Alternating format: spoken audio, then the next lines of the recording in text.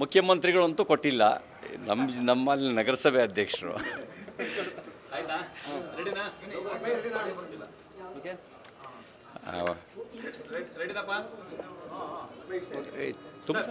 ತುಮಕೂರು ಜಿಲ್ಲೆಯಲ್ಲಿ ನೀರಾವರಿ ವಿಷಯದಲ್ಲಿ ಹೇಮಾವತಿ ನದಿ ನೀರನ್ನು ರಾಮನಗರ ಜಿಲ್ಲೆಗೆ ತೆಗೆದುಕೊಂಡು ಹೋಗೋದ್ರಿಗೆ ಸಂಬಂಧಪಟ್ಟಂತೆ ಅಲ್ಲಿಯ ರೈತರಲ್ಲೂ ಹೋರಾಟ ಮಾಡ್ತಿದ್ದಂಥ ರೈತರ ಮೇಲೆ, ಸ್ವಾಮೀಜಿಗಳ ಮೇಲೆ, ಶಾಸಕರ ಮೇಲೆ ಪೊಲೀಸ್ ಮೊಕದ್ದಮೆ ಹೂಡಿರ್ತಕ್ಕಂಥದ್ದು ಅದೊಂದು ರೀತಿ ಜನವಿರೋಧಿ ನೀತಿ. ಸ್ವಯಂ ಮುಖ್ಯಮಂತ್ರಿಗಳು ಮತ್ತು ಉಪಮುಖ್ಯಮಂತ್ರಿಗಳು ಎಲ್ಲರೂ ವಿಶ್ವಾಸಕ್ಕೆ ತಗೊಂಡು ಅವರಲ್ಲಿರುವಂಥ ಆತಂಕವನ್ನು, ಅನುಮಾನವನ್ನು ದೂರಗೊಳಿಸಿ ನಾವು ಯೋಜನೆ ಅನುಷ್ಠಾನ ಮಾಡ್ತೀವಿ ಅಂತ ಹೇಳ್ತಾನೆ ಅವ್ರನ್ನ ಕರೀದಲೇ, ಮೀಟಿಂಗೂ ಮಾಡ್ದಲೇ ಪೊಲೀಸ್ ಬಲವನ್ನು ಉಪಯೋಗಿಸಿ ಅವರ ಭಾವನೆಗಳನ್ನು ಹತ್ತಿಕ್ಕುವಂಥ ಮತ್ತು ಆ ಮೂಲಕ ಬೆದರಿಸುವಂಥ ತಂತ್ರ ಮಾಡಿರ್ತಕ್ಕಂಥದ್ದು ಸರಿಯಾದ ನಿರ್ಧಾರ ಅಲ್ಲ. ಅದನ್ನು ಮರುವಿಮರ್ಶೆ ಮಾಡಬೇಕು ಮತ್ತು ಮೊಕದ್ದಮೆ ಹೂಡಿರೋದನ್ನು ಖಂಡಿಸ್ತೀನಿ. ಮೊಕದ್ದಮೆ ವಾಪಸ್ ತೆಗೆದುಕೊಳ್ಬೇಕು ಅಂತ ನಾನು ಆಗ್ರಹಿಸ್ತೇನೆ.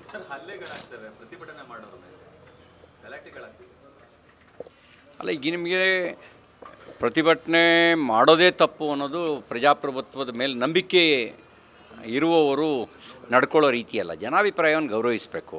ನಾವೆಲ್ಲ ಸರ್ಕಾರ ಅಂತಂದರೆ ನಮ್ಮ ಸರ್ವಾಧಿಕಾರ ಅಲ್ಲ, ಜನ ಕೊಟ್ಟಿರೋ ಅಧಿಕಾರ ಇದು. ಪ್ರಜಾಪ್ರಭುತ್ವದಲ್ಲಿ ಜನ ಕೊಟ್ಟಿರೋ ಅಧಿಕಾರ ನಮ್ಮ ಕೈಗೆ ನಾವು ನಡೆಸೋದು. ಹಾಗಂತ ನಾವು ಸರ್ವಾಧಿಕಾರಿ ಅಲ್ಲ, ಸರ್ವಾಧಿಕಾರಿಯ ರೀತಿಯಲ್ಲಿ ವರ್ತನೆ ಮಾಡಬಾರ್ದು. ಹಾಗಾಗಿ ಅದು ಸರಿಯಲ್ಲ. ಮತ್ತು ಮಾಡೋ ಕೆಲಸನ ಮಾಡಿ. ಈಗ ನೋಡಿ, KPSC ಅವಾಂತರ ಇವತ್ತು ಕೂಡ ಲೀಡಿಂಗ್ ನ್ಯೂಸು ಮಾಧ್ಯಮಗಳಲ್ಲಿ. ಎಲ್ಲಿದೆ ಗೌರ್ನೆನ್ಸು? ನೀವು ಸರ್ಕಾರ ನಡೆಸೋರು ಇದನ್ನು ಸರಿ ಮಾಡಬೇಕು. ಇದನ್ನು ಬಿಟ್ಬಿಟ್ಟು ನೀವು ಹೋರಾಟ ಮಾಡುವವ್ರ ಮೇಲೆ ದೌರ್ಜನ್ಯ ನಡೆಸೋದು, ಇದನ್ನು ಮಾಡಬೇಡಿ. ನಿಮಗೆ ಮಾಡೋ ಕೆಲಸಗಳಿದಾವೆ, ಮಾಡಿ. ಸಾವಿರಾರು ಜನ ಆಕಾಂಕ್ಷಿಗಳು ಅವ್ರ ಜಾತಕ ಪಕ್ಷಿಗಳ ರೀತಿ ಕಾಯ್ತಾ ಇದ್ದಾರೆ. ಇವತ್ತಾಗತ್ತೆ, ನಾಳೆ ಆಗತ್ತೆ. ಎಷ್ಟೋ ಜನರ ಏಜ್ ಬಾರ್ ಆಗಿದೆ. ಆದರೆ ಅದನ್ನು ಸರಿ ಮಾಡೋದು ಬಿಟ್ಟು, ನೀವು ಆ ಕೆಲಸ ಮಾಡೋದು ಬಿಟ್ಟು, ಅದನ್ನು ಬಿಟ್ಟು ಉಳಿದಿದ್ದೆಲ್ಲ ಕೆಲಸ ಮಾಡ್ತೀರಿ ನೀವು. ಆ ಗೊಂದಲ ಬಗೆಹರಿಸಿ.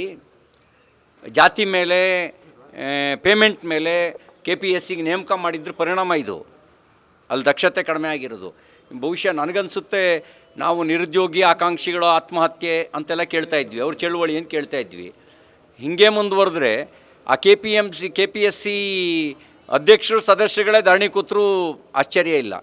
ಯಾಕೆ ಅಂತ ಹೇಳಿದ್ರೆ, ಅವ್ರು ಯಾವ್ಯಾವುದೋ ಕೋಟಾದಲ್ಲಿ ನೇಮಕ ಆಗಿಬಿಟ್ಟಿದ್ದಾರೆ. ಆ ಕೋಟಾ ಭಾಳ ನಿರೀಕ್ಷೆ ಇಟ್ಕೊಂಡು ಸಾಲ ಸೂಲ ಎಲ್ಲ ಮಾಡಿ ಫುಲ್ಫಿಲ್ ಮಾಡಿ ಅಲ್ಲಿ ಬಂದು ಕೂತ್ಕೊಂಡಿದ್ದಾರೆ. ಒಂದೊಂದು ನೇಮಕಾತಿ ಮುಂದೆ ಹೋದಂಗೂ ಅವ್ರದ್ದು ಬಡ್ಡಿ ಬೆಳೀತಾ ಹೋಗುತ್ತೆ. ಅವರು ಆತಂಕದಲ್ಲಿದ್ದಾರೆ. ಹಾಗಾಗಿ ಅವರೇ ಚಳುವಳಿ ಮಾಡಿದ್ರು ಆಶ್ಚರ್ಯ ಇಲ್ಲ. ಸರ್ಕಾರ ನಡೆಸೋರು ನೀವು ಅದ್ರ ಕಡೆ ಗಮನ ಕೊಡಿ. ಅದನ್ನು ಗಮನ ಕೊಡೋದು ಬಿಟ್ಟು ಬಾಕಿ ಎಲ್ಲ ಕೆಲಸ ಮಾಡಿದ್ರೆ ಅನ್ನೋ ರೀತಿ ಮಾಡಬೇಡಿ. ಅಂಥ ವಿಷಯಗಳಿಗೆ ಗಮನ ಕೊಡಿ. ಗವರ್ನೆನ್ಸ್ ಅನ್ನೋದು ಸತ್ತೋಗಿದೆ. ಒಂದು ರೀತಿ ದಿನದೂಡ ಪರಿಸ್ಥಿತಿಗೆ ಇಷ್ಟು ಬೇಗ ಬರಬಾರ್ದಿತ್ತು. ಸರಿ, ಮಂಗಳೂರು ಗಲಭೆ ಸಂಬಂಧ ಸಾಕಷ್ಟು ಗಲಭೆಗಳಾಗ್ತಿದ್ರು ಕೂಡ ಅದನ್ನು ಹತ್ತಿಕ್ಕೋ ರೀತಿಯಲ್ಲಿ ರಾಜ್ಯ ಸರ್ಕಾರ ವಿಫಲ ಆಗ್ತಿದೆ. ನೋಡಿ, ಈಗೆಲ್ಲ ನಾವೇನಾಗ್ತಾಯಿದೆ, ಇಂಡಿವಿಜುವಲ್ ಆಗಿ ನೋಡ್ತಾ ಇದ್ದೀವಿ ಗಲಭೆಗಳನ್ನು.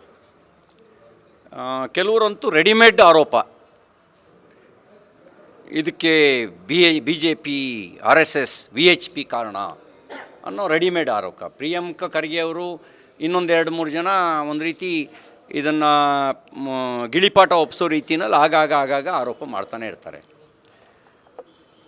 ಗಲಭೆಯ ಮೂಲ ಎಲ್ಲಿದೆ ಅಂತ ಅವ್ರು ಯಾರೂ ವಿಚಾರಕ್ಕೆ ಹೋಗೋದಕ್ಕೆ, ಆಳಕ್ಕೆ ಹೋಗೋ ಪ್ರಯತ್ನ ಮಾಡಲ್ಲ. ಅಥವಾ ಹೆಚ್ಚಿನ ವಿಡಿಯೋಗಳಿಗೆ ಪ್ರತಿಧ್ವನಿ ಯೂಟ್ಯೂಬ್ ಚಾನೆಲ್ ಸಬ್ಸ್ಕ್ರೈಬ್ ಮಾಡಿ, ಬೆಲ್ ಐಕಾನ್ ಕ್ಲಿಕ್ ಮಾಡಿ.